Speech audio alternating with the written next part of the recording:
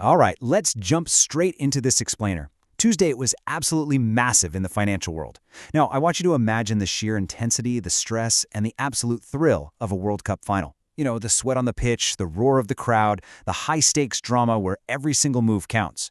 Well, Tuesday's Q2 earnings reports from three absolute fintech heavyweights carried exactly that kind of electric, high-stakes energy. We're going to dive into the numbers, the strategies, and the surprising victories that have everyone talking right now. You know that phrase, main character energy, everyone's throwing around? Usually it's about millennials or Gen Z living it up and having their best summer ever. But as we're about to see, those generations aren't the only ones capable of radiating total main character energy right now. These three massive financial institutions stepped out onto the field and completely stole the spotlight, basically demanding everyone's attention with their quarterly results. To understand how this feels, think back to Spain's 1-0 win over Argentina in the World Cup final.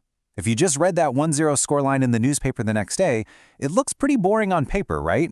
But if you were actually watching the match, it was a 90-minute heart attack in real time. It was full of near misses, aggressive plays, and just relentless pressure. These Q2 earnings reports are exactly the same. At first glance, a spreadsheet of financial figures might look totally dry, but when you look at what actually happened behind the scenes, it was wildly intense. Okay, let's dive into our first standout, Player 1. Schwab sets new records. Headquartered down in Westlake, Texas, Charles Schwab played this quarter like they were gunning for the MVP award. They didn't just beat Wall Street's estimates, they posted literally the best quarter in their entire history. Wall Street's consensus for earnings per share, the classic metric for profitability, was $1.55, but Schwab just blasted past that, landing at an actual result of $1.62. That adjusted EPS is a wild 42% jump from a year ago, and their net revenue, it hit a staggering $7.07 billion, up 21% year over year.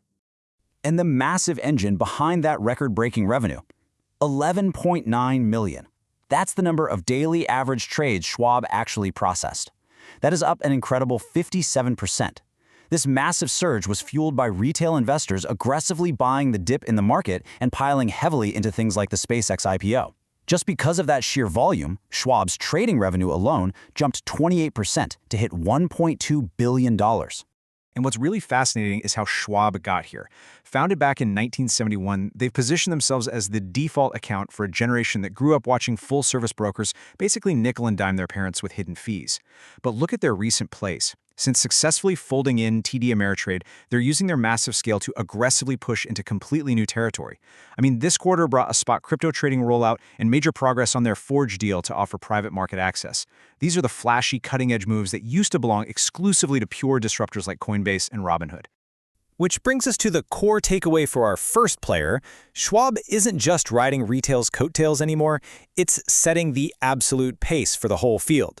They took the disruptors' playbook, bolted it onto their own massive institutional scale, and are currently lapping the competition. But here's the thing, Schwab's success is super tied to retail trading and investors who actually have extra capital to deploy into the markets. So that naturally begs the question, but what about the everyday consumer? To understand how the average American is doing with their everyday retail spending, we've got to pivot and look at the next major player on the field. That brings us to Player 2. Synchrony does not miss.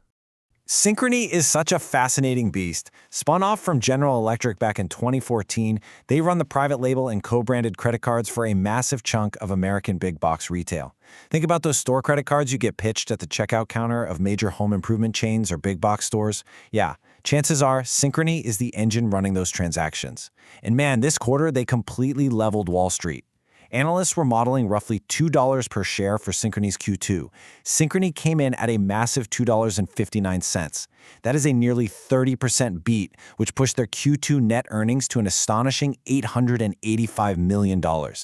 And the drivers behind that massive $2.59 figure tell a super compelling story.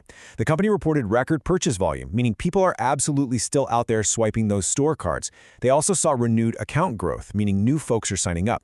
But crucially, management highlighted continued credit discipline. This means that not only are consumers spending, but they're also actually paying their bills. Because of synchronized position behind the scenes of everyday retail, this data acts as a real-time pulse check on the American shopper. Honestly, this data matters a whole lot more right now than parsing through the jargon of a Federal Reserve press conference. Which leads us to this really vital takeaway.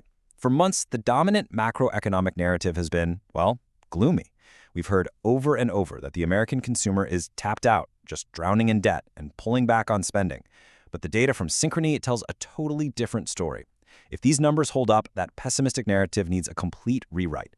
The everyday consumer might be much stronger than the headlines suggest. So, we've seen Schwab set records and Synchrony blow past expectations. Both were incredibly clean, dominant victories. But sports, and obviously business, aren't always that clean. That brings us to our next question. What happens when a player doesn't get a clean sweep? What happens when you need the financial equivalent of a late penalty kick just to cover the spread and grind out a win? Let's look at player 3. Allie wins ugly. So Allie traces its roots all the way back to GMAC, the former financing arm of General Motors. And for years, they've pioneered the all-digital, no-branch banking model. But their Q2? Definitely a mixed bag. They actually missed Wall Street's expectation on adjusted EPS, coming in at $1.21. If you stopped reading there, you'd probably think it was a rough quarter. But look at the bigger picture. Revenue beat expectations, coming in at $2.29 billion, up 10.8%. Net income climbed 13% to $367 million, and retail deposits just soared. They added 63,000 net new deposit customers, pushing total retail deposits to nearly $144 billion. On top of all that, they tightened their charge-off guidance, meaning they expect fewer bad loans moving forward. That shows excellent control over their credit portfolio. This takes us right back to our Spain 1-0 analogy from the very beginning. Allie's quarter was absolutely not flashy. Seeing that EPS miss right at the top of the report was probably a bit stressful to watch if you were closely following the stock. But you know the old saying, the scoreboard doesn't care how it happened. A gritty, stressful win is still a win. Allie proved you don't need a pristine, highlight reel quarter to win the actual game. They secured massive growth in revenue, net income, and retail deposits. They're growing their customer base and their assets in a seriously tough environment. That gritty, ugly win is a massive statement of resilience this earnings season. All right, let's wrap this all up with the post-game recap. Looking at our 3 stars today, we're seeing an incredible diversity in how victory is actually achieved on the field. Schwab came out swinging, setting an MVP pace by blending traditional brokerage scale with next-generation crypto and private market access. Synchrony completely dismantled the prevailing economic doom and gloom, proving through raw consumer spending data that they just do not miss. In Allie, they showed incredible sector resilience, proving that digital banking can grind out a highly profitable, deposit-growing victory even when the headline earnings per share misses the mark. Together, they prove that this sector is dynamic, resilient, and full of surprises. We've seen how the heavyweights are playing the game right now. They're aggressively expanding, facilitating massive consumer spending, and quietly stacking billions in digital deposits. So I want to leave you with this final thought to chew on. With these major corporate wins completely shaking up the narrative that the economy is just tapped out, what does your personal scoreboard look like this season? Are you stuck playing defense based on old headlines? Or are you out there looking for your own statement win? Thanks so much for joining me for this explainer, and keep studying the playbook.